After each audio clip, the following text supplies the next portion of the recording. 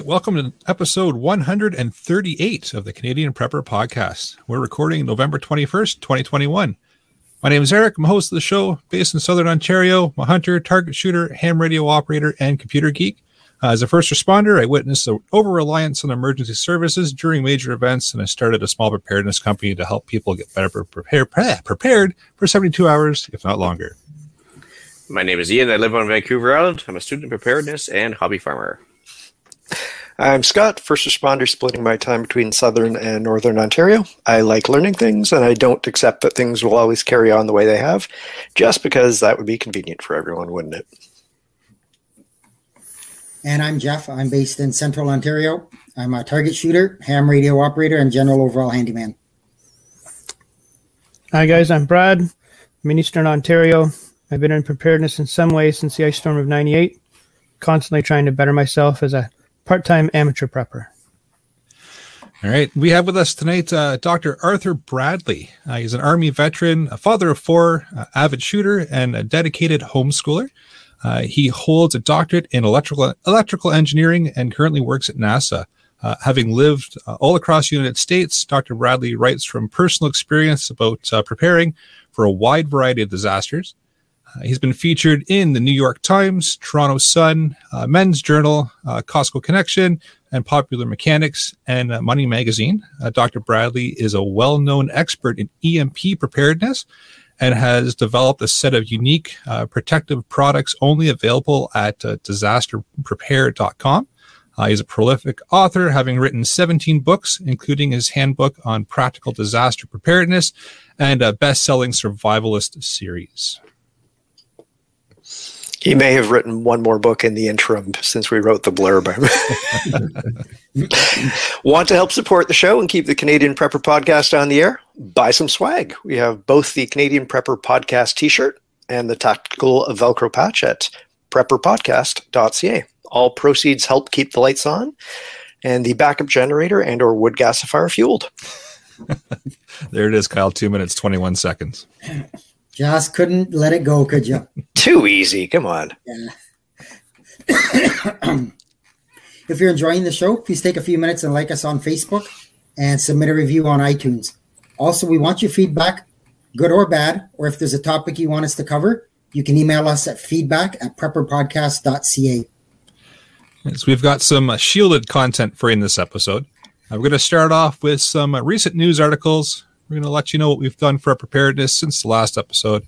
Then we're going to get into the main topic, EMP questions with Dr. Bradley. So let's move into the news.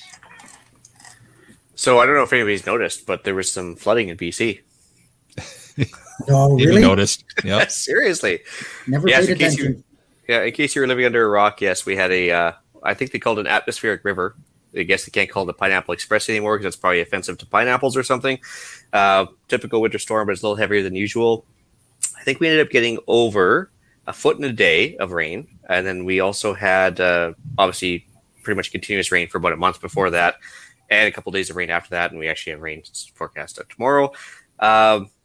Long story short, washed out every major highway going in and out of the city of Vancouver. So with the exception of the U.S. border, there's literally no way to physically leave Vancouver right now, which is our second largest city in Canada, of course. Island itself here, where I am, has been cut off in two places along the only road up and down the highway, or only highway up and down the island, should I say.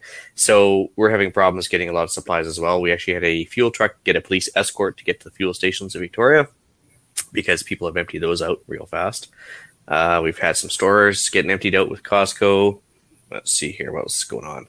Oh, yeah, I guess there's the what was a drained lake back in the 1920s became a lake again, which happens to contain the dairy farms for half of BC's dairy products. And I think 90% of it's hothouse stuff, like the hothouse peppers and stuff, and dairy and what was the other thing? Poultry, yeah, I guess poultry production. So there's, I think, 50 to 60% of the province's poultry production is offline as well. And if that wasn't bad enough, because they can't get feed in, anything that's still there either has to get euthanized or used up real fast because they can't feed it anymore after a few days. Because generally, I think most of these places only keep about 3 to 5 days of food on hand at the farms. So, fun times all around. Sounds like it. Then you're sitting back just relaxing. Yeah, actually, it's kind of funny. I was mentioning to the guys before the show. So, I mean, life hasn't really changed for us very much. So we've noticed that there's a 30 liter per day gas limit for, I guess, per visit, but it's never totally unenforceable. And they also have a 3-bag feed limit right now at the stores. But I mean, again, you could probably just show up 10 times in a day and still get 3 bags every time. So I don't know. But because we already had stuff here, we haven't been running around getting a bunch of stuff. But yeah, it's obviously it's a textbook preparedness scenario. I think Carmen and Kelowna was running into the same problem. I guess with the grocery stores running out because their highways were cut off as well for a while. But I think they've got one access point back now. And I think we may have one that's for emergency use only now on the north arrival, but it's like a 2-lane, really windy highway. So I can't imagine it's going to supply, 3.5 million people's worth of stuff, but we'll see. Yeah. So that's my news. All right. I've got an article in here just from November the 17th. The public emergency alert system was tested. So if you had your phone go off, it's working. And if you didn't, maybe get it checked. Was one of those really loud ones? Yeah, the big loud alert. For here, it said there's nothing to be worried about, nothing going on. So naturally, I thought there was something to worry about, and obviously something going on. But yeah, not like the accidental nuclear one there a couple years ago. Oh yeah, that was interesting. Yeah. So I've only really got one, just for anybody who's in or around Central Ontario. There is a snow squall warning in effect. They're talking about upwards of 40 centimeters in the next day to day and a half. So it's going to be the first snowfall of the year. Obviously, temperatures aren't cold. It's going to be heavy, wet snow. So there's going to be chances for power outages, tree limbs down, whatever. So that's it. That's it for me. I'm letting BC handle it.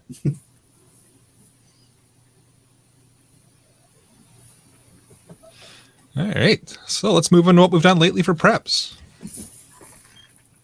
So I've just been hunkering down, last preparation outside, getting ready for winter. I met up with Alan a week and a bit ago before he sadly succumbed to CO poisoning. He will be missed. He'll be back next week. He's a tough guy. Yeah. Was he doing yoga classes for like his calendar shoot prep or something like that tonight? Something like that, yeah.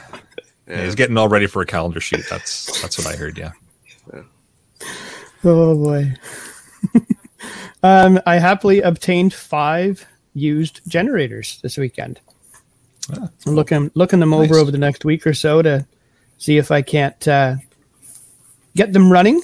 I have a feeling I can get 2 of them running pretty quickly. The others will go with the other 2 that I've already got that'll go to the repair shop if needed.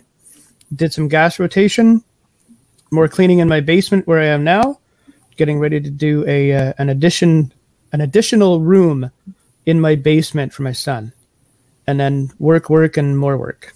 That's it. And just as I mentioned with the impending snow coming in, I topped off my truck with fuel and rotated a bit of fuel, made sure all my cans were topped off in case required for the generator. And that's all I've done this week. Well, the fence saga continues here. I had a friend come by and evaluate what I had done, and we promptly tore it all down and started again. So the post stayed, but everything else, needed to be leveled out a little bit. So learning lots that way and figuring out how I messed up and how I can do better for the next time. And beyond that, I'm just continuing to grow the wonderful stash here for Movember. So starting to look a little creepy, but that's okay. It's glorious. Come on. Hey, it's for a good cause. So that's right. As for myself, been basically putting my preps to work. So some practical application of stuff. I did actually dig a ditch for drainage about a week before that big rainstorm. So as luck would have it, the drainage ditch turned into a nice little river. So besides a bunch of rocks getting washed down the driveway, the drainage was good, kept the house dry. We also had a sump pump for backup, so it worked out well. Survived the heaviest rainfall I've seen here yet. So that's good. Mostly been doing recon work with the wife. We've been running around just kind of seeing how everybody else is reacting and kind of getting a general mood of the island right now. Some guy described it to me as Schadenfreude, which is taking joy in the misery of others, but I'll just call it recon work. But a couple things I actually noticed. First, one of the guys mentioned using a card lock system. So if there's ever a gas panic, that maybe if you have a card lock, you might have another crack at the gas before it all dries up. Turns out that the card lock place actually emptied out first, which is a bit of a surprise.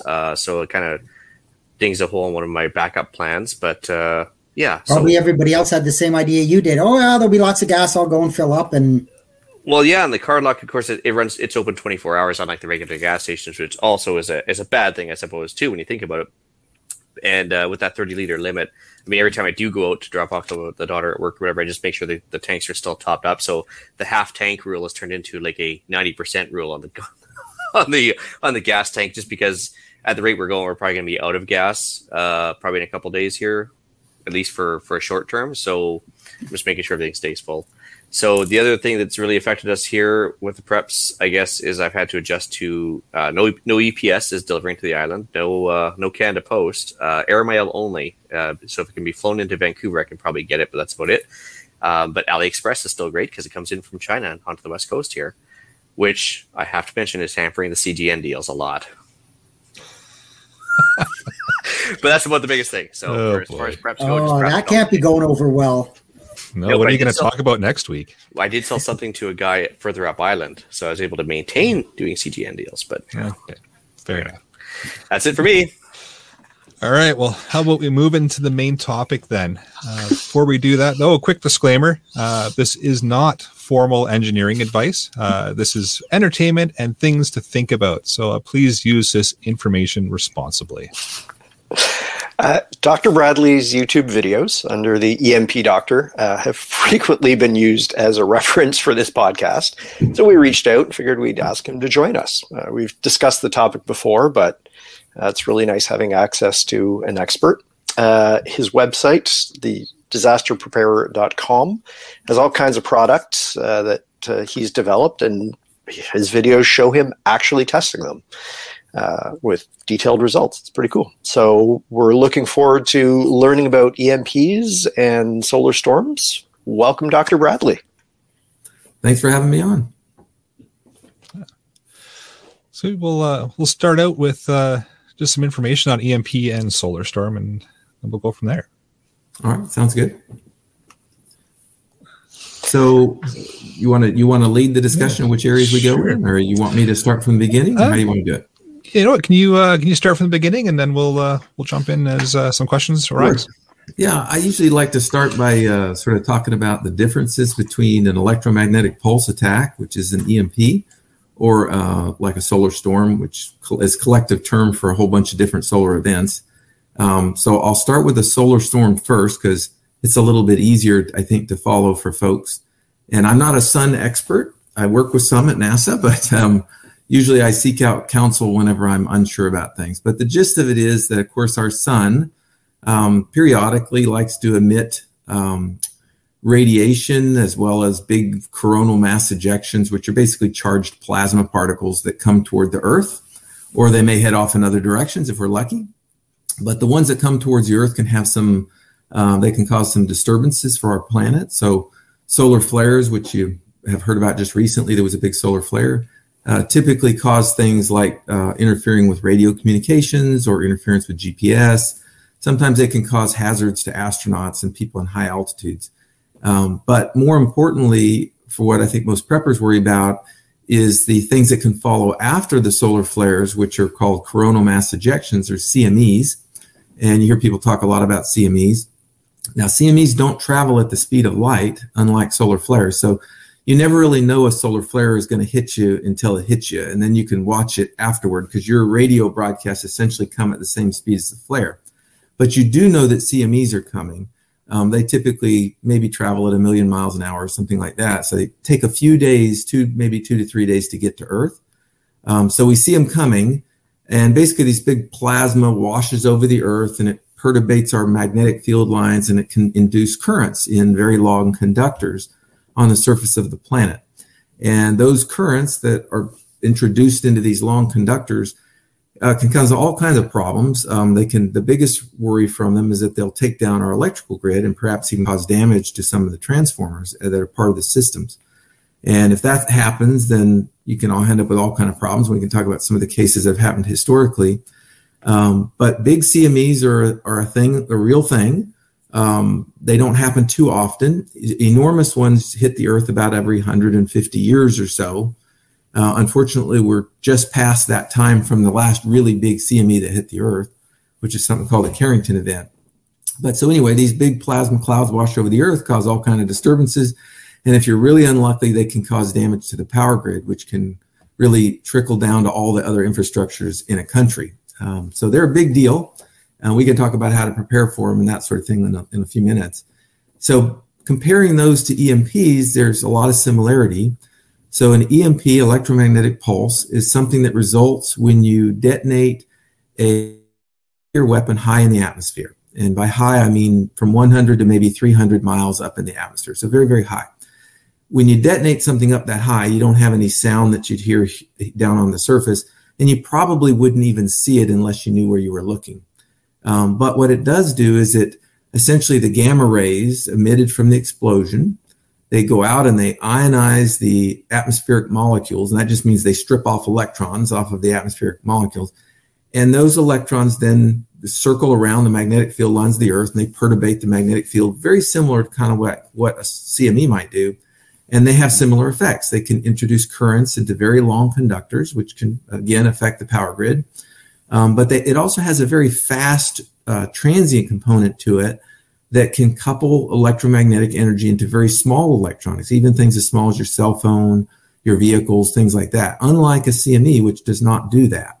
So EMPs are like the worst case. You get the bad stuff that was very similar to a solar event, but then you also get this really transient pulse energy that can damage anything you can just about think of in one way or another. And they don't have to be connected to very long conductors. They can be damaged even freestanding. So these are threats people worry about, and there's different techniques you can do to prepare for them. We can kind of talk about those as we go forward. All that makes sense? Absolutely. Okay. Quick question, actually, with the we talked about the antenna length. So with a CME, you're going to have like long receptors, like power lines and stuff, to absorb the energy. And with an EMP, a quick side question for you, I guess, is you mentioned something as small as cell phones being affected.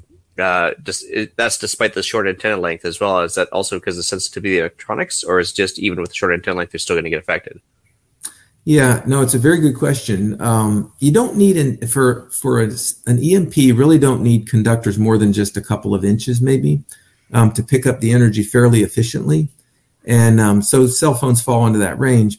But the reason cell phones are really susceptible is, like you said, they have very sensitive receiving circuitry in them. I mean, that's their purpose, right? Is to get the whispers of RF energy that are being transmitted around and not lose signal while you're talking to somebody. So they're meant to pick up very faint RF energy. And then all of a sudden, if they get blasted with a really powerful RF wave, they can easily get blown out. That's true of any radio system, really, that's operating in RF like that.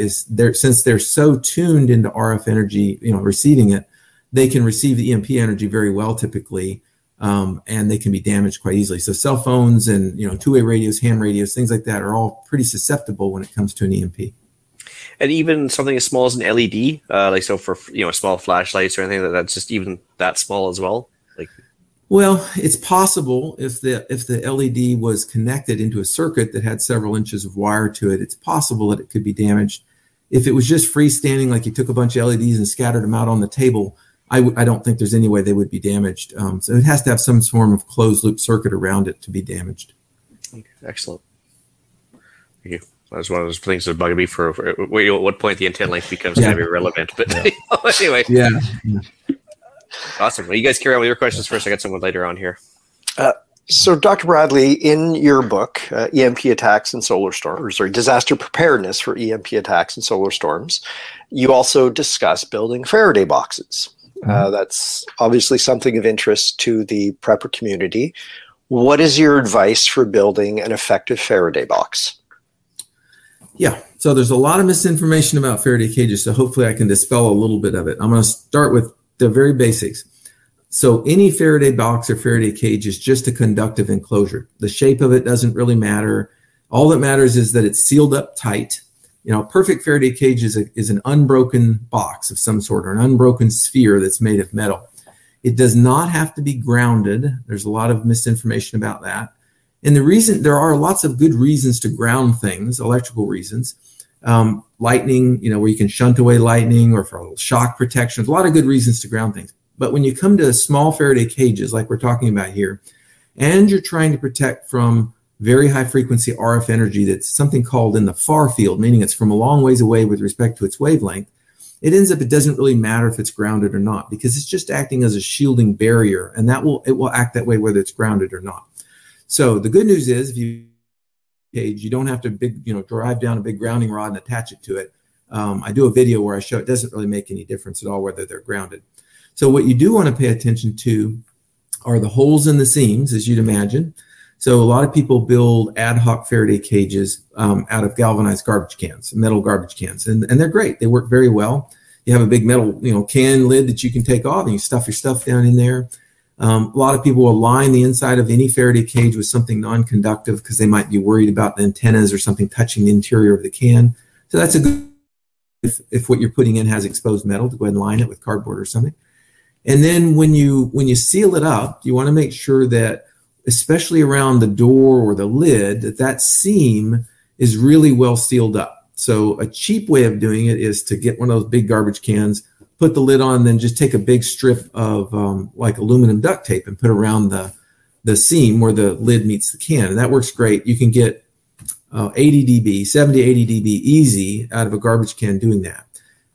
So keep that in perspective. 60 dB of shielding is 99.9% of the field is reduced. 80 dB is 99.99% of field reduced. So a lot of reduction of the signal and of the RF energy. So any of those work very well. Ammo cans, people do the same thing. But again, you want to pay attention to that long seam that goes around either the door, the hatch, the lid, whatever it is. It's an interesting experiment. A lot of people really worry about the pinhole kind of things in their Faraday cage, and that's not really what gets you. You can do an interesting experiment. You can make a Faraday cage shielding, and then take a small drill bit and drill a few holes in it, and the shielding will change hardly none at all. You'll keep almost all the shielding that you had. But if you take a knife and you slice a 2 or 3 inch slice in it, a narrow slice, the shielding might go close to zero, which would be no reduction of energy. And the reason is that those long, narrow seams or cuts act as something called a slot antenna, which is a very efficient antenna to bring in energy. So what I always tell people is, if you're making a Faraday cage, it doesn't really matter if you wrap a box in aluminum foil or you buy a big garbage can or whatever it is. Don't worry so much about the tiny holes, but definitely worry about the long, narrow seams. And so one way to handle that is to get conductive gaskets. We have some at disasterprepare.com, but you can get them other places. And you put those metal gaskets around the lid, and that helps it seal up nice and tight. So again, long, narrow seams are what's important. Doesn't matter what metal you use. People wonder, is aluminum or copper or silver? The conductiveness of all of those metals is so good that the benefit of using silver over copper or copper over aluminum difference in practice. So that's good news. You can use the cheap stuff. So is it important around the seams where you're putting the gasket to, say, if it's a painted box, to sand off the paint and have just a metal to metal on the seams? Yeah, in theory, you'd think you'd have to do that. And in fact, I always used to do my ammo cans that way. I would grind off the very top of the ammo can before I put the gasket up in the lid. I grind inside the lid. But if you really run the tests and you don't do that, you don't go to that trouble, which introduces risks of like rust and things, you don't get much difference. And I think it's because it seals so tightly that the small layer of the gap thickness of the paint just isn't enough to allow the RF energy in. So my advice used to be always people, make sure you get metal to metal. But my advice now to people is, if you're worried, if there's some reason it's not easy to do that, like you're worried about corrosion and things, it probably won't make a bit of difference anyway. So that's my short answer on that. Awesome. Actually, a quick question, just to back up to the beginning there as well. The minute you Google Faraday cage, of course, the first thing that originally pops up is something you see in a science center, and you see some kid in the steel box, and they're getting shocked, and of course, there's nothing wrong with them. And just for the listeners that were starting from scratch, So the difference between a Faraday cage and a science center versus like making an ammo can box is more of an RF energy thing than an actual just conduction of electricity, right? Right. Yeah. Faraday cages have different uses. And one of them is to essentially form a protective interior, right? So you can have a Faraday cage around you and you have very high energy striking that Faraday cage and it gets shunted away. And those are grounded Faraday cages. So it gets shunted away to ground and you won't be affected inside, which is a good thing. But that's not really our purpose of a Faraday cage. Our purpose in this case is to block RF energy, as you said. And you'll notice those Faraday cages a lot of times are pretty coarse. They're mesh. They're not really trying to block RF energy, so they don't need a fine mesh or a solid metal. They might have something more like a chicken wire kind of spacing to it. Whereas if you're trying to block energy from an EMP, I did a video on YouTube where I build up a Faraday cage out of chicken wire and then I do one out of aluminum. And it makes a big difference. The one out of chicken wire might give you 10, 15 dB of shielding, and the one out of aluminum foil might give you 50 dB, which is a lot different. So it does make a big difference in terms of high frequency shielding. The rule of thumb is don't let any hole be larger than a millimeter. If all of the defects in your Faraday cage are a millimeter or smaller, then you'll have very good shielding. Awesome. And just a quick question on testing them. Because of the different frequencies you're dealing with, different RF energy levels, what would be a good way to test to see if it's actually like functioning well? Like, can you try phoning yourself or can you try listening to a radio, or what would be a good test? Yeah, there's not a great way. It's been asked for years, and people do cell phone tests, they do two-way radio tests, lots of different things. And none of them are really good tests, and there's reasons for that. Like, let's say, for example, you use your cell phone. You're like, well, I want to see if my cell phone rings, I know I got a crappy Faraday cage. Well, really true, because a cell phone runs perhaps at a different frequency. Plus, it's meant to pick up very sensitive RF energy, and you don't know something called its dynamic range, which is how small of a signal can it get versus how big of a signal can it get. So there's a lot of variables, how much signal's coming in from where I'm at. So it could be that you build a Faraday cage and you stick your phone in there and you seal it all up and the phone won't ring. And you're like, great. And then you build another Faraday cage that looks just like the first one, but your or maybe you have a different phone and you ring. And it really has to do with all those variables about signal strength and sensitivity of phones and stuff. So they're not really good tools to test. You don't have any idea if it blocks or doesn't block the cage is.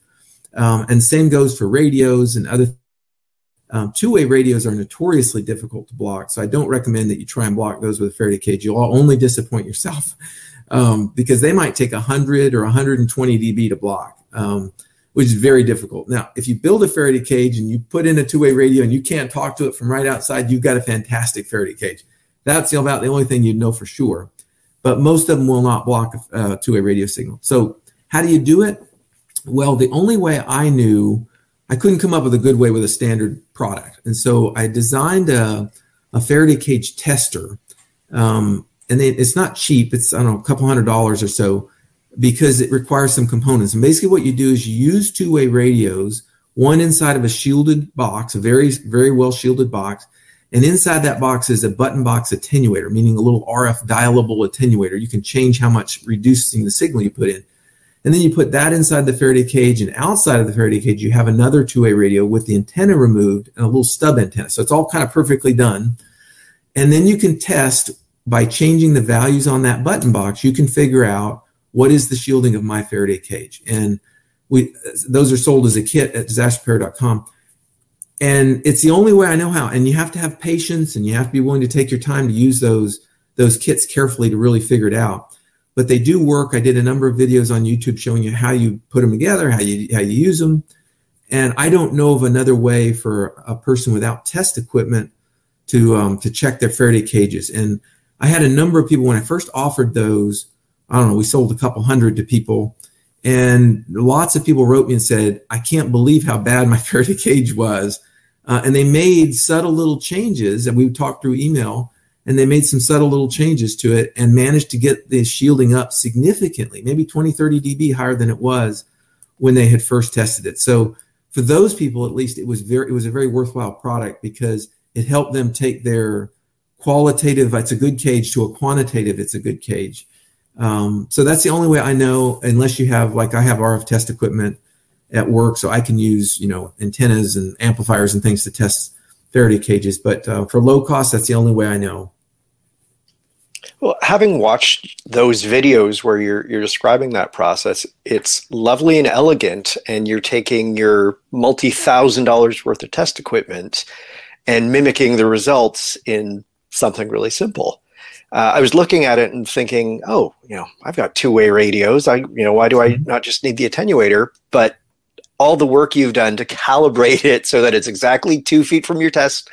Yeah. You've sort of built this system to using all that calibration to mimic some very expensive test equipment. Right. Yeah, that's the trick. You're right. I mean, you can build your own, don't get me wrong, but the trick was I used the really expensive equipment to verify my cheap equipment. I took measurements first with the really expensive, and then I calibrated the cheap stuff so that I would get the same numbers. And that's the trick. Unless you get, if you can get all the details the same, it'll work the same. There's nothing special about what I did. Get the same radios, the same button box, same, shielded box and stuff. But yeah, that's the whole deal, right? Is to make sure that you've verified that you are, in fact, what you're measuring is in fact right.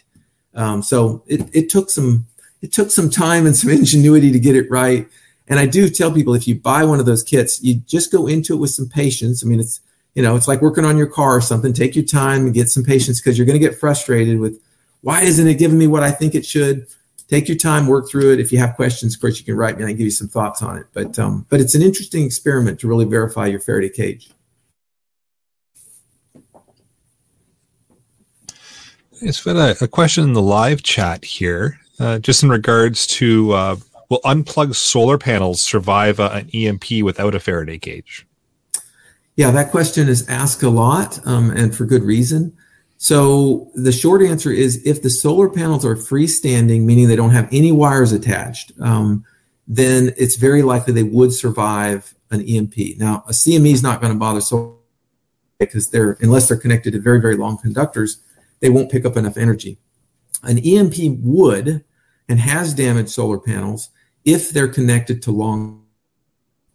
So if you have your system fully connected all the time, you're not going to go up and disconnect it, except for when you need it. Then what you could do is you can use some ferrites on the PV wires up at your panels. And that can help reduce the susceptibility of those panels. But the short answer is, if they're completely unplugged, they would probably survive without damage. And I'm not going to say 100%, but they would probably survive, yeah. I should just, since you mentioned it in the sentence there, could you just explain what a ferrite is to the average listener? Sure. Yeah. Ferrites are essentially just ferrous materials with some very special properties. They're made out of special mixes of materials. And there are different kinds, but the kinds that I typically use in clip-on ferrites, which means if you have a cable, you clip them around the cable. And what they do is, as current flows down that wire, it generates a magnetic field around the wire. And the ferrite essentially concentrates that magnetic field in it. And when the current tries to change, like suddenly go up or suddenly go down, you have to change that magnetic field in the ferrite. And the ferrite's job is to resist the change in the magnetic field, the magnetic flux in it. And it does a good job of that. So it prevents very rapid changes in current and presses them through this magnetic field that it keeps inside of it. And so they help to suppress current transients that flow down wires. And if you clip it around your wires up at, then they would help to suppress those transients that would come in on those wires before they could do damage to your panels. So kind of like a shock absorber and oleo for electronics. Exactly right. That's a great example of it. All right, we got another question here in the live chat from Kyle. He just wants to know what the biggest EMP myth is that you've heard of. The ones I hear a lot are the grounding of the Faraday cage, which we talked about, and it doesn't matter even if I say you don't have to ground it, people will still believe that you do. And the other is that people have trouble discerning the threats of a CME versus an EMP. Again, a CME, an event from the sun, really only is a threat to things with really long conductors. Think mile longs, okay? Not your cars, not your freestanding electronics, nothing except for things with very, very long conductors. Whereas an EMP is a threat to basically everything in one way or another. And so what I tell people is, if you're prepared for an EMP, you got it in the bag because you've got the CME sort of addressed. But I often get emails from people saying, hey, I'm worried about my car being affected by the solar storm that's coming. And then I have to explain to them, well, no, your car's not going to be affected by the solar storm because it's not connected to mile-long conductors, so you're okay with from that. So that's one of the big myths that people get confused about. Awesome. I guess a lot of the lines of the myth, people have often talked about using a microwave as a field expedient Faraday cage. Can we talk about that? Yeah, no, it's not a bad idea. For the EMP book, I tested a bunch of just standard things like a gun safe and a fire safe and a microwave oven. I tested a whole bunch of different things just to see how they did. And basically what I did is I generated a signal from test equipment. I put a receiving device inside and I measured what the levels were. And I could figure out what the shielding was. And microwaves do a pretty good job. They're not meant, they run at around 2.4 gigahertz. So they're not meant for the frequencies that we're dealing with here, but they still shield pretty well. They kind of don't do that great at the very highest frequencies of an EMP, like the 500 megahertz to a gigahertz or so, but they definitely do pretty well. And I wouldn't hesitate in a minute if I had nothing else of sticking stuff in it and closing the door. Very likely that would help anything in there to survive. Awesome. Just Pierre, I guess he's talking more about bonding here than anything else versus a seam seal. But if you had a garbage can and attached a wire to the lid and then to the can, would that work? Like if you're bonding them electronically? Well, bonding is a specific term in my world, so I'm not sure exactly what he means. Is he talking about like welding the two together, or? I think just like having like a electrical lead attached to both, like versus a seal. Oh, I see. Yeah, no, that wouldn't really do it. Because again, what you're worried about is that narrow gap acting as a slot antenna, bringing in information or bringing in energy. Even if you attach the two together, let's say you put a big metal strap between the or lead between the two, it wouldn't change if you had an exposed seam or not, and so that energy could still get in there. Okay, thanks. Yeah, the cheapest way is just buy some aluminum duct tape and tape around it, but just wear some gloves because I've cut my fingers on that stuff so many times, taping and untaping Faraday cages. Which is why I ended up getting those gaskets. I tested, I don't know how many, 30, 40 different size gaskets and found just the right ones for the galvanized cans. And you pay like $40, you get a couple of gaskets, go inside. And it seems like a lot, but I'll tell you what, my fingers have thanked me ever since. It's just a much more elegant way to do it. You can take on and off the lid anytime you want. So as we talked about Faraday cores, I guess other ways of mitigating the effects of CME, or EMP. Wow, that's pretty bad. Anyways, talking about ways of mitigating, you also have, besides Faraday cores, you have the traps and the shielding cloth. Can you explain those as well? Sure. Yeah. So traps are recent. I developed, I guess it's been less than a year ago. And there's 3 different kinds. TRAP stands for Transient Reducing Auxiliary Plug. It's a mouthful. But basically what this was addressing vehicle protection is where it all started. Everybody wants to know, how do I protect my car from an EMP? Again, not a CME. We're not worried about that for vehicles, but an EMP. And there really was not a good way, to be honest, in my opinion. I couldn't find anything that would work. And because cars, for one thing, are extremely complex, right? They have hundreds of little microprocessors on them. They have cables going everywhere. It's a big spaghetti mesh of cables. So they're very difficult to come up with a general solution. And so the first thing I started with was, well, let's put them inside of some kind of a shielded enclosure. Well, that could be really expensive. But I tested, I guess, 25 different conductive cloths. And I found 2 that were pretty good. One was a little cheaper, so that's the one I ended on because it still ends up being quite expensive. And then I built this full-size cover to go over my vehicle, and I did some testing. And it does a pretty good job. It's enough that I think anything in my car would survive. I think the car would be drivable, no problem. The problem with the conductive cloth is only that it's very expensive. Even the cheapest that you can get, it might cost you $2,000, $3,000, $4,000 for a full-size cover for a vehicle. So it's definitely not cheap. And of course, the obvious drawback is you can't use it when you're driving, right? So it's only good when the car's parked somewhere, maybe overnight or something like that. So the limits are it's expensive and you can only use it some of the time. I will say that lots of people have bought them. We've offered them for a couple of years and people have bought them up. And they're all custom sewn, for a certain size vehicle you have to have made. But so I got to thinking, well, all right, what about when you're driving? How do you protect electronics? And I tried to approach it from a multi-point solution, which means I've got this big spaghetti mess of cables and processors. I cannot imagine a way in which I'm going to stick a device that's going to protect everything in all of the vehicle. I just couldn't figure out how to do that. So what I thought is, well, what if you had a few different devices spread around the vehicle that would all act to sync unwanted energy, transient energy. And that's where the trap was sort of developed to do that. And so what it does is it's a small device. It's only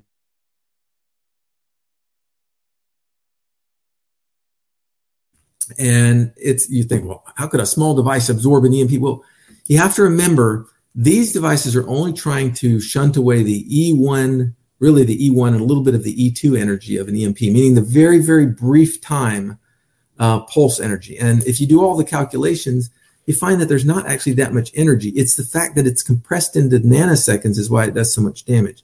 So what you need is you need a device that can take that energy, and these can, and that turns on like super fast, picosecond kind of turn on times. And so that's what the trap will do, is if it detects a transient in the vehicle harnesses or in the wiring, it will turn on and shunt that energy away before the voltage can rise very high. So you put one in every cigarette lighter plug you have, if you've got more than one. And there's another identical product that you can put across the battery, which is it's the same protective device. It's just in a different package. And then you can put some ferrites as well on the main cables, battery cables that go over to your primary fuse panel. They usually go from the battery to the primary fuse box. And those are the protections I have on my car. Those are the protections I recommend for folks, kind of a 3-step process. And to me, now, is it for sure going to make every car survive? No, it's not. Because if you're in the wrong place and all the energy lines up just right and you have a very sensitive computer and the trap is a little too far away, it could still be damaged. But it gives you a much better chance of the vehicle surviving, even if it was upset and you had to shut it off and restart it, of it actually surviving. So that's been my approach, is using these traps. Folks can check them out. I don't know of anywhere else that has anything quite like that. Yeah, that's the first time. Oh, go ahead, Scott. No, I was going to say, just in speaking with you and the sales manager from the website, you guys will happily arrange shipping to Canada. So the website is in US dollars, and you'll email a shipping quote for any international clients, I believe is how it's phrased. Yeah, I think so, unless they've added Canada shipping to the checkout. I think that's how they do it. And we've sold a lot of products up to Canada. Mm-hmm. Excellent.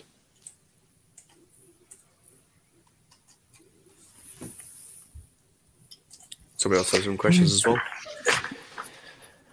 Yeah, so my question was just in regards to testing the Faraday box, but you've gone over that in some pretty good detail. So that's the most popular question that I get presented with is, how do we test these? How do we know that they're going to work? Right. Yeah. Right. You went over in great detail there. So it's just a matter of getting the proper tools and doing a systematic test. And right. Yeah. And people get confused. I don't go into a lot of detail in any of the documentation that I send out, but they get confused about what a dB is. You hear about, it's 50 dB or 60 or 80 and the button box is in dB. So, you dial in what you want to test. And let's say you want to see if it has 50 dB, you dial it in and then you check it. And a dB just stands for decibel, and it's just a ratio. And so what you're trying to see is the signal inside significantly smaller than the signal outside? And that's what that dB ratio tells you. So the number I've always told people is if you get 50 dB, which is 99.7% of the field reduced, you're doing great. And I don't think there's anything that you could put in your Faraday cage that would be damaged with 50 dB of shielding. The government, the military, if you look at their standards, we have a military EMP standard 188125 that it calls for 80 dB, which is 99.99%. But frankly, it's just a bit overkill. And we could go through the numbers, but you can take my word for it. If you get 50 dB or better, you've got a really good Faraday cage, and what you put in there, you should be confident would survive. Awesome. Actually, you mentioned the government standard there for EMP protection as well. So since the EMP congressional report came out, and I don't think there's a whole lot done afterwards. I think they have the looking glass and the night watch airplanes kind of set up for EMP protection. But have governments around the world, I guess in general, paid more attention to it as of late, or has it been kind of one of those things that just put on the back burner because it doesn't buy votes? Yeah. There's been some movement, but I don't know how much, and I don't know what's classified or not classified that I don't have access to. President Trump had formed a commission or at least signed an executive order to look at EMP attacks. But I was even on one of the review teams for some of that, but I haven't seen anything really come of it, to be honest. Most of the work in EMP nowadays would be done by computer. They would simulate over, lots of scenarios, fields and damages and levels and so forth. It used to be back in the old days, as you would, they built the big trestle station. You might know about that. It was a gigantic all wooden, it was called the trestle, but it was a big platform that even the screws and everything was wood. And so they would take military hardware onto this trestle and they would fire a giant EMP onto it and see what got damaged. And it was just so expensive that they eventually abandoned that. I think it's all mothballed now. And so everything now is done by computer. So even what I saw of the new look into EMP and the threats that it might pose to our grid and things like that, it looked like it was almost all going to be done by simulation. And then based on those results, maybe you would take action to harden certain things. But I haven't seen really any, true action come out of that yet. And other than the odd Ocean's 11 movie or something like that, have you seen much in the way of actual EMP weapon usage or talk at all in the industry, or has there been much thought about using it as a tactical thing? Yeah, there's been talk of it. I'm not in the military side of things, but certainly there's been some overt threats made. Russia, I think one of the ambassadors at one point, you could Google it, but they made an overt threat about an EMP strike on the U.S. North Korea has made some threats like that. Certainly China has EMP weapons capable of doing this. So it's a well-known, weapon that is at different countries' disposals. I mean, what you really need to initiate an EMP attack is you need a rocket that'll go high enough and carry a payload large enough, and you need a nuclear weapon. And some of them are even specially tuned where they generate lots more gamma rays, so you end up with a much more powerful EMP. So, our major adversaries out there, China and Russia in particular, they certainly have the capability to do it. And they have weapons on board that could do it. Now, would that be their primary mean of attack or their first means of attack? I don't know. There's lots of ways you can hit an enemy. But it is an interesting attack because it's an asymmetrical thing where you haven't killed anybody, right? And so if you bomb Los Angeles with a nuclear warhead, it's game on, right? Everybody's going to be throwing missiles everywhere, right? But if an EMP were to detonate over the eastern seaboard and all of a sudden power went out and people weren't sure what happened, but nobody's dead, there's not a giant crater, you get a different response and there's different confusions and things that happen then. So it's a different kind of weapon. I don't know if it would be a primary weapon for a major superpower, but it would certainly be something they would consider as a disrupting weapon, if nothing else. And terrorist nations, like a North Korea type thing, it would be, a beautiful, perfect weapon for them.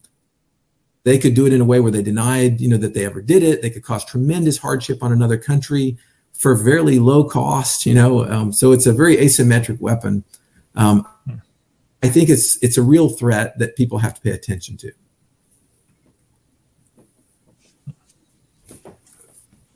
Fair enough. I think that's all I had, Scott. Recently, there was a G3 level solar storm described as a 1 in 100-year event. I've gone looking for any reports of damage and haven't seen any. How does it compare numerically to the 1989 Quebec power grid CME damage? Mm-hmm. Have you seen infrastructure improvements since then where the power system's actually taking it seriously? And sort of related to the G3 storm recently, we're entering a new solar peak cycle. How does it compare to historic averages? Yeah, so we had a G3 storm. There was a lot of concern. It was first there was a big flare, which again hits us by about the time we know about it. And then we watched this coronal mass ejection come our way. And it's an interesting thing. You can tell how big it is. It's going to hit us. It looks powerful. But you never really know its effects. I asked some solar experts one day, their whole life is studying the sun and the effects of it on Earth.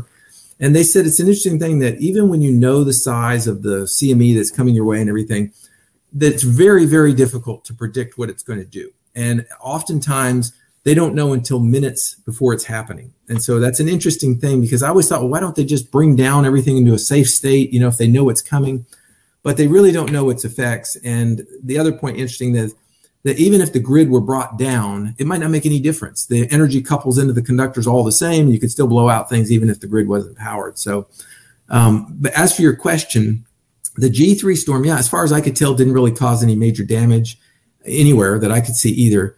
The Quebec incident in 1989 was roughly like 500 minus 589 nanotesla. I think it's roughly twice what the G3 storm was in terms of its power. And of course, there was some disruptions from that, short-lived, but still disruptions. So I think this event was a bit of a non-event, if you will. Nothing really happened from it. But again, it could have caused some damage. It depends on how it hits the earth and how it wraps around. And folks have explained it to me, but the short answer is there's a bit of randomness to it that nobody quite understands. But there is certainly a risk that a large CME, like the Carrington CME, which is much, much larger than like the Ontario one, that if you had an event like that hit the earth, the worry is that it would take out maybe the entire electrical grid of the United States. And, all of the various subconnects all would get taken down. You'd blow out a bunch of heavy, big, giant room-sized transformers. And those transformers are very hard to replace. Not very many replacements around. They're built overseas. There's all kind of story to all this, where predictions are you might be without power for months or even up to a year, which would be horrible. I can't imagine what life would be in that amount of time. So the threat of a CME, a large CME like the Carrington event hitting the earth, is very real. It's going to happen, no doubt about it. Will it happen in my life? I don't know, but it's going to happen for sure. What's not known is what will the effect be, and no one knows that at this point. Roughly, they know. I think I mentioned this earlier. Statistically, it's about every 150 years that you get a giant CME comes over the earth, and we're about 160 years from the Carrington event. So we're a little.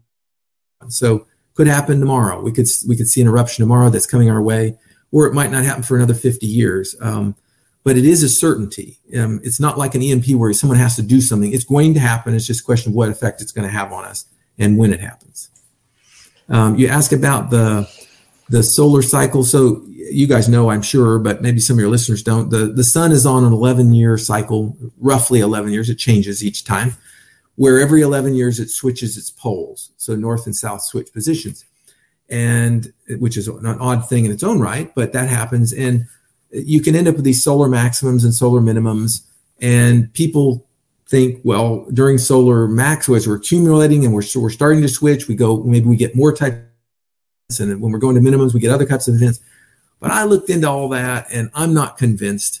I think during any of them, solar cycle, anywhere you're at in the cycle, I think you can get a gigantic CME out and cause yourself lots of problems.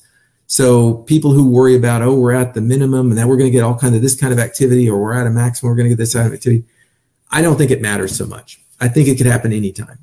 So I'm not sure that tracking that cycle really tells you a whole lot. It's much better to just keep up with some of these sun watching sites that tell you, even send you alerts when something happens so you know what might be coming. Okay. Recently, we were discussing an article about the susceptibility of very long fiber optic lines, not the fiber optics themselves, but the repeaters that are powered by copper or inductive lines, spaced every 100 kilometers or whatever under the ocean, them being vulnerable to CME and those giant long antennas to collect that energy. Along with the power grid, what other systems do you see as being particularly vulnerable to that CME energy, be it pipelines, fiber optic lines, the associated repeaters? What systems are most at risk? Sure. Yeah, so it's like you said, those are the things that you worry about. Anything with control type systems where you have some little controller box somewhere every so often doing things. And a lot of our utilities use those SCADAs, they're called. And they did a bunch of tests as part of the EMP Commission. They tested and showed that a lot of those SCADAs can be damaged, those supervisory control systems.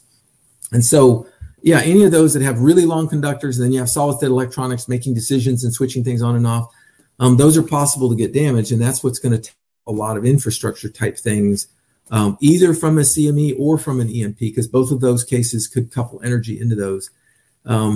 As worrisome as those are, all the control things that might be down, but you can change them out and bring them back up, through time. The bigger threat is to the grid itself, the power grid, because again, as I mentioned, some of the transformers, which are just used to change from one voltage to another voltage, if they get damaged, they're very difficult to repair or replace. And so you could be without power for much longer while you were trying to replace those things. There's also a lot of concern about like nuclear power plants. I wrote an article on that a couple of years back. I interviewed somebody running one of the power plants and asked them a lot of questions.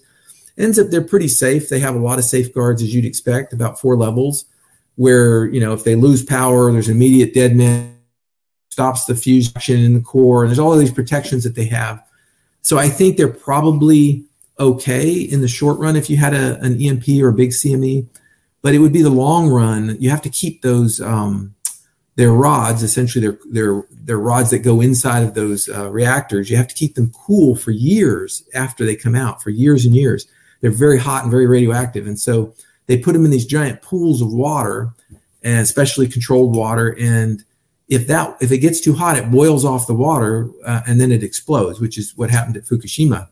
And so that's where the worry is that if you somehow lose power and you can't circulate the water in those pools anymore, you can end up having these explosions and throw nuclear contaminants everywhere, and that's a mess.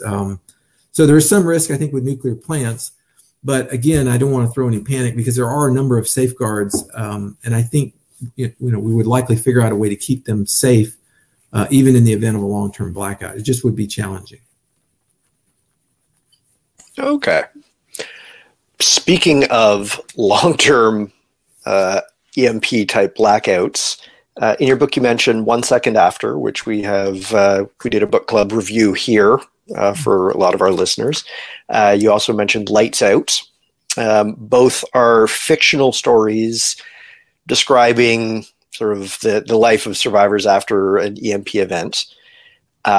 Both rely very heavily on that EMP report to Congress in terms of their research. What are your thoughts on those books and how likely or unlikely they are? The susceptibility of small electronics is, my Kobo reader long gone, or what are your thoughts on the validity of the fiction? Well, I read 1 Second After. I haven't read Lights Out, so I can't comment on it. 1 Second After was just a depressing book, frankly. But scariest thing I've ever read. Just a sad story. And I know it was written that way intentionally because it's not trying to glamorize life afterward. The only thing I took issue with was the essentially disabling all the vehicles. Data doesn't show that to be true. The likelihood is that if you had an EMP and you were in the affected area, maybe 15% of the cars would be permanently damaged. Many others would have issues and upsets and, all of that, but they might not be permanently damaged. And so in short order, many cars could be back and operational based on the data we have. So that was the only thing I really took issue with. Otherwise, it seemed pretty accurate. They were trying to capture, Dr. Fortune was trying to capture, I think, what life would be like and the hardships of trying to adapt and, medical issues if you needed electricity for, keeping insulin cool and things like that. So, they're good. I'm sure they're both good stories. I haven't read the one Lights Out, but, and it's good to get people thinking, in other than adventurous ways, like a lot of prepper fiction. And I wrote prepper fiction. I know, it's fun to gunfights and, action and all that, but it's also good to get people thinking practically about, well, what would the effects be and how might we ready ourselves for some of those realistic effects? So it's good. It's a good way to get some message out there. As for small electronics, from an EMP, certainly they could damage small electronics. The short answer is, the more sophisticated electronics it has in it, the more likely it is to be damaged. So if you have a motor, it's not going to be damaged. It's got heavy duty wire and it's meant to take current. Remember, this is a very brief in time event. But if you have, something with a solid state electronics control on it, damage and harm that very quickly. So solid state electronics are sort of the issue when you've got an EMP. They can get damaged pretty quickly. One interesting side note is a lot of people are worried about their gun safes. I know everybody's got a gun safe. Because a lot of the new gun safes have the digital locks on the front, and people are rightly worried, I think, that, oh, crap, you know, the EMP is going to take out my gun safe. I can't get into my guns right when I need them. And if you have a keyed backup, you're probably great. But if you don't, I always tell people you can always take aluminum foil and wrap it over the face of your gun safe's lock. That will give it some shielding protection. Some people even use conductive cloth and make like a little hat that goes over. It's a pretty slick little thing. So that's a good piece of advice too if people have just those digital control locks. Actually, just a side note, one listener is asking what you use as a math curriculum for your kids since you work for NASA. Yeah. Well, I do teach. I'm the only class I teach to my kids is math. My wife teaches all the other, you know, spelling and all that stuff.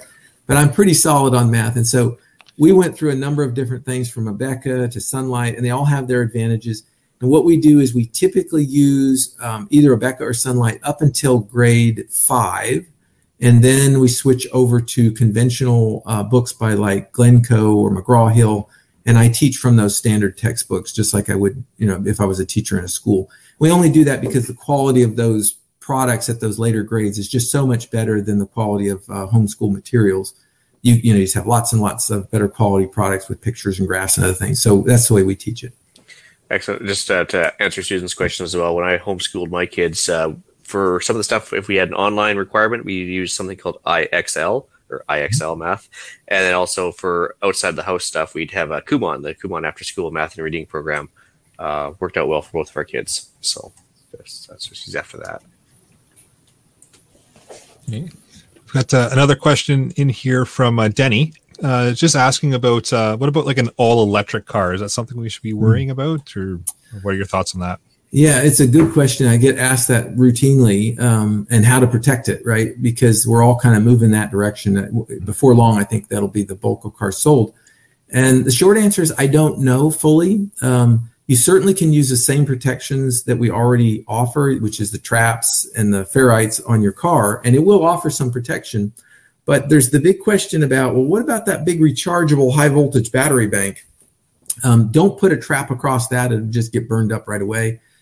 So I don't know how you would protect that high voltage battery bank, and I don't know that you even need to, because I haven't had a chance to really study that. So it's kind of an incomplete picture at the moment. My best advice to folks is to treat it just as if you would a regular, any other gas marine car, and put the traps and the ferrites on it until we know more.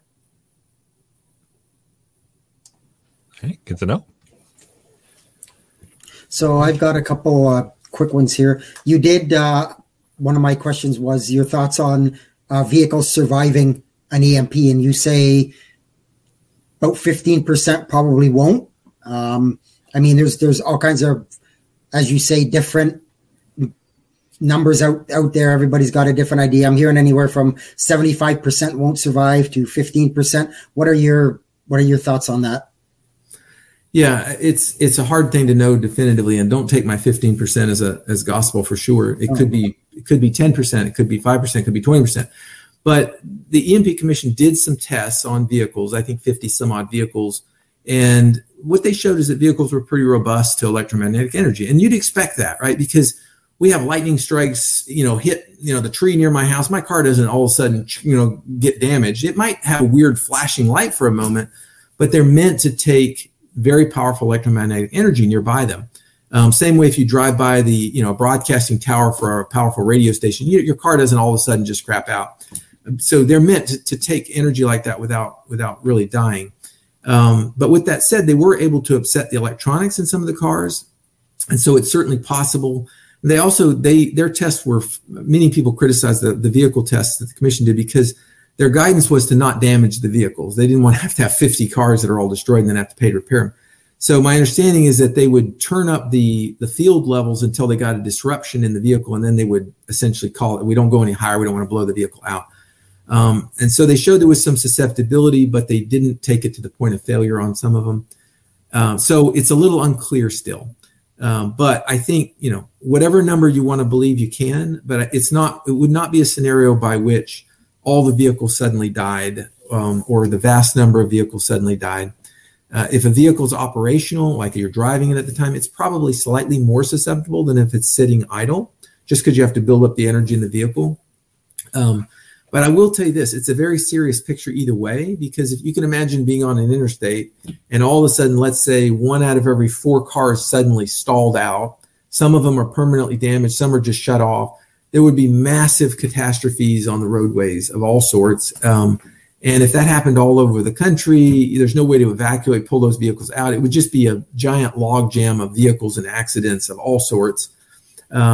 So if you were on a roadway when something like that happened, especially like an interstate or something, it's very likely you wouldn't be able to drive out of that event anyway. Even if your car was running, you'd probably have to figure out another way to get out of there. So it would be a disaster, a true disaster. But it might not be for the reason people think. It might not be because every car died and you couldn't restart it. It might be more because of all of the accidents and the mayhem that ensued from so many cars having problems at one time. And keep in mind, most people don't know what an EMP is. They'd have no idea what happened. No one would know if we're being attacked by aliens or what was going on, right? So there would be a lot of confusion and I think a lot of mayhem, and it would be a very big problem, but maybe for reasons different than what people think. Okay. Yeah, that's great. Thanks for that. And the next one I was sort of curious about is planes. I mean, planes, as we all well know, can withstand a direct lightning strike. Would they survive an EMP? More than likely, yeah. I looked into this a bit, and I've been on a plane that was hit by a direct lightning strike. And I'll tell you, if you've never been on it, it scared the bejesus out of me, okay? Because you were sitting in the plane, all of a sudden the loud, thunderous boom, I thought gunshot went off. And maybe it was my imagination, but I swear I saw a little trickle of smoke going through the cabin too. But anyway, it was very frightening. But you know what? The pilot got on about 30 seconds later and said, well, folks, we just got hit by lightning. And on we flew. It was not a catastrophic event. And airplanes, especially I'm talking commercial airliners, they are quad redundant systems, meaning they have 4 completely redundant systems on them. So one system goes out, they switch over to the backup, that goes out, that goes over to the next. They don't go down easy. Now, yes, you can take them down by blowing an engine off or something, but electronic-wise, they're very robust, reliable pieces of equipment.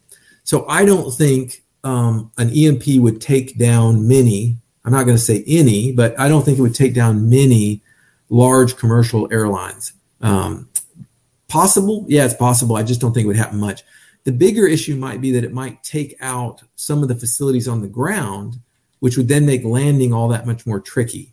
And they do have lots of protocols for how to land even without RF communication and all that kind of stuff. So I think they'd probably get the planes on the ground, but it would be a mess and it would be dicey. And sure, there could be problems where planes ran out of gas trying to get to the ground and all kinds of problems.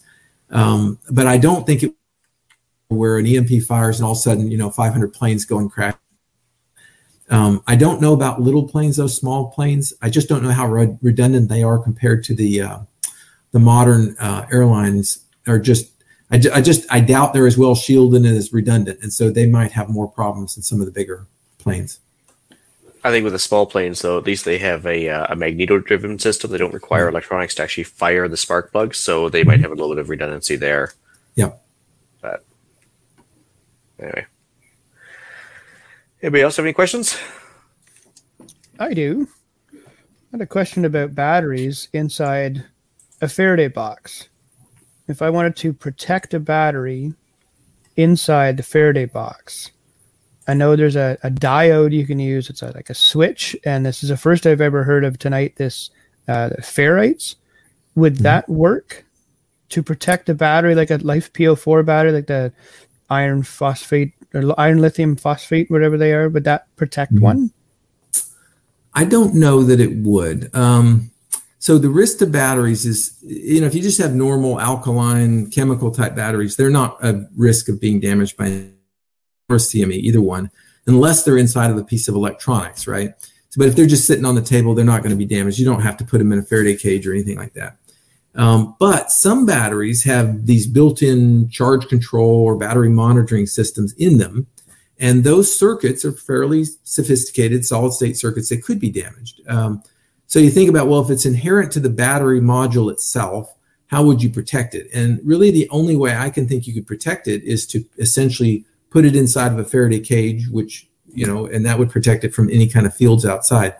But if wires through the Faraday cage, there's no better way to compromise your Faraday cage than to run a wire through it. So, if you had a battery in there and you thought, well, I'll use the battery, I'll put it in a Faraday cage to protect it, but now I'm going to run a wire out to go power X, Y, or Z out there, you've essentially completely compromised your Faraday cage. The energy will just come right in on the wire. And then you'd say, well, could we put a Faraday on the wire? Yeah, you could. Would it be enough to protect the battery? I don't know. I don't recommend putting any wires in or out of a Faraday cage. It's just very difficult to do properly. There are ways to do it, but you have to do it with filters, something more sophisticated than diodes. And those filters are expensive. People build, like at work, we have a big room. It's a big Faraday cage the size of a room. And it has filters on one wall where all the power comes through the filters to come in and power the room. And that's really the only way I know how to do it effectively. All right. Thanks. Mm-hmm. Well, speaking of fiction with 1 second after and lights out, you have your own couple fiction series as well, don't you? I do, yeah, and I'm proud of them. I started with nonfiction, wrote my handbook, Practical Disaster Preparedness for the Family, sort of kept knowledge about preparedness at the time, and then went on to write a couple other nonfiction books. And then I thought, I really want to tell a story, so I started with a series called The Survivalist, which, as many people know, is the very famous name of a book series by Jerry Ahern, which I read when I was a kid, young teenager, and loved it. Still have all of the books. I have the whole set minus the first book. I don't remember how there are now, 40 books or so. There's a lot of them. And so anyway, the series is called The Survivalist. It's not in any way taking off of Jerry Ahern's stories. It's a different premise. It's not a nuclear around a pandemic. And it was before COVID. But a giant pandemic essentially hits the Earth, goes across the Earth due to a bio attack.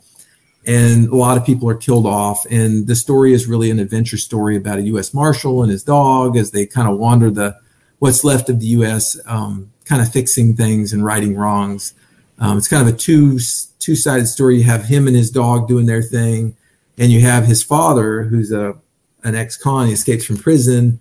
And he's kind of out doing his thing. And they're very, very different people with very different moralities and willingness of what drives them, what they're willing to do to people. And it's meant to show, a lot of it's just action, gunfights and other fun things. But it's kind of meant to show the two sides that I know a lot of people in the prepper community, survivalist community have. On the one side, people are sort of that hardcore, I'll do what I have to do to make it. And then on the other side, people want to be kind of the noble cause. And so that's sort of what the two sides are, where the convict is sort of, he'll do whatever it takes. And he's not a bad guy, but he does things that could be called bad. And then there's this sort of noble marshal that tries to live right by everybody. And it's an interesting, it was an interesting paradigm. There's 12 books in the series, and it's, it's sort of complete story arc over those 12 books. And it was an interesting thing for me to kind of develop and think about those two sides and how the world, they're going to be competing as you try and survive in a really difficult spot like that. So it's a fun series. Like I said, lots of gunfights. There's even some sort of mutated things that go around they have to kill and stuff. It's just kind of people compare it to a cross between The Walking Dead and Justified, if you know Justified series, Timothy Oliphant series. So anyway, that was my survival series. Been very well received by folks. It's a lot of fun. Books, check out the audiobooks. They're great to listen to, in my opinion. And then the other one I did, the other fiction book, there's only one out. It's called The Watchman, and it's completely different. It's set in the 1890s. It's about a guy that gets recruited by the president, essentially to join a small group of elite people in the country who are trying to investigate paranormal happenings across the early United States. And it's a fun story too. It's just a different setting, and so I had a lot of fun writing that too. That's awesome. Yeah, for years I had the disaster preparedness book sitting on my cell phone, and then I heard about the Survivalist series. I started that last week, just as the same day that Merck would discover those vials of smallpox in their freezer. I was like, oh, how apropos! So excellent series. I finished book 1 already, so I'm into book 2. So yeah, well done. Great, thank you. Very enjoyable read. Appreciate it. And are we able to find those on Amazon, or is there somewhere specific we can look for the books? You can look on anywhere. Really, you can just search The Survivalist by Arthur Bradley. Most people buy them on Amazon. You can buy them at disasterprepare.com as well. Might save a couple of bucks if you're getting paperbacks. But I think all of the digital copies are either Amazon or Barnes & Noble, maybe Apple Books. And I put Awesome. the links to the author page and his book at the bottom of the show notes for the listeners. They can, I'll put the links in the chat as well, and make sure they can access them. Awesome. All right. Do you have any other questions? All right. Well, thank you, Dr. Bradley. That's been some fantastic information, and you've certainly helped clarify a few of the myths and a few of the questions that we get quite a bit from listeners in regards to EMP and Faraday boxes. So that's been a great help. I appreciate you taking some time out of your evening to answer some questions for us. Sure. Yeah. Thanks for having me on. It's been a pleasure. Okay, should we move into the podcast challenge?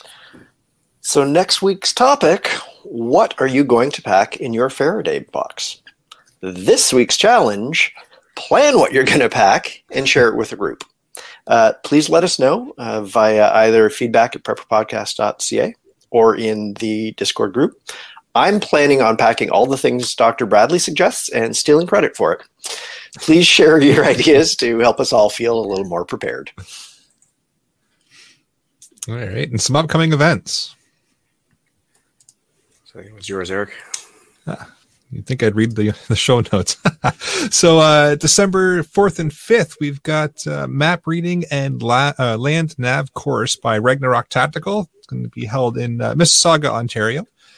So the link will be in the show notes. So get on out there if you can and learn how to read some maps and navigate your way around. And spend time with Andrew and Gavin from Canadian Patriot Podcast.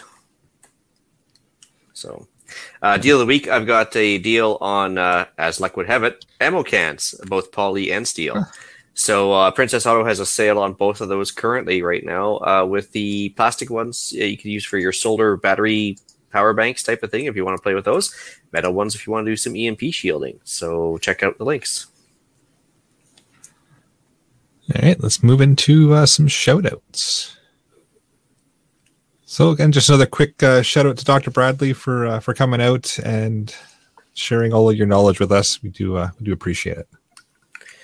I'd like to give a shout-out to the Island Mentor once again. Gave me some quad help with my starter, which actually happened to do with coil theory and electronics. So that was a good learning lesson this week again. So thanks a lot. I want to shout out my buddy who is here helping me this past week. Got a bunch of stuff done around the house. Did you get that wood stove installed yet? Shh. That's a secret. Yeah, you can't say that too loud, Jeff. Not anymore. All right, let's move into some email and iTunes reviews, shall we? So we've got a new Patreon, Pam K. So thanks for signing up for $5. We appreciate it. Awesome. I've got a email from Buddy. Literally, that's his name. It says, "Hi guys, I've been listening to your show and greatly enjoy doing so. Like you guys, I'm actively shooting in the shooting world. I'm a hunter and I served in the military. On the side, I own a company that builds knives and jewelry as well as carpentry projects, and it occurred to me that, to my knowledge, you guys have not talked about tool development and fabrication thereof. That would be a fun chat to have." That's from Buddy. That would be a fun chat to have. Yeah, making your own knives and stuff like that would be kind of a cool subject. So if Buddy wants to come on, he's more than welcome. Yeah, absolutely. Because I don't know enough about it to talk about it. So, no. All right. Well, with that, I'll bring episode number 138 of the Canadian Prepper Podcast to an end. You can find the podcast on iTunes, Podbean, Spotify, or, of course, your favorite podcast app. Please help us out. Submit a review. It does help other people find us. We record the shows live on Facebook and YouTube. If you want an early peek at the shows, please subscribe to the YouTube channel, Canadian Prepper Podcast, and click the notifications tab. That gives you alerts when we're going live. You can contact me at feedback@prepperpodcast.ca, and if you're looking for Alan, it's Alan with one L. And you can find me as well at feedback@prepperpodcast.ca. I can be reached at monkman038@gmail.com. Hey, if you want to get a hold of Dr. Bradley, you can go to his website, disasterprepare.com, and also on YouTube. His YouTube channel name is EMP Doctor. As for myself, you can reach Ian directly by emailing me at theislandretreat@gmail.com. And you can also find me on Canadian Patriot Podcast, which is on iTunes and YouTube. We record Monday evenings at 9 p.m. Eastern as well. I'm also on the Discord group for both CPPs. Email us if you want an invite to those. There you can find us discussing why government waste and society has me circling back to the merits of tinfoil hats. All right, then please check out Rapid Survival at rapidsurvival.com. You can get me there on the live chat. You can also email me at feedback@prepperpodcast.ca. So thanks for joining us this evening. Until next time, be prepared, stay safe, and keep learning.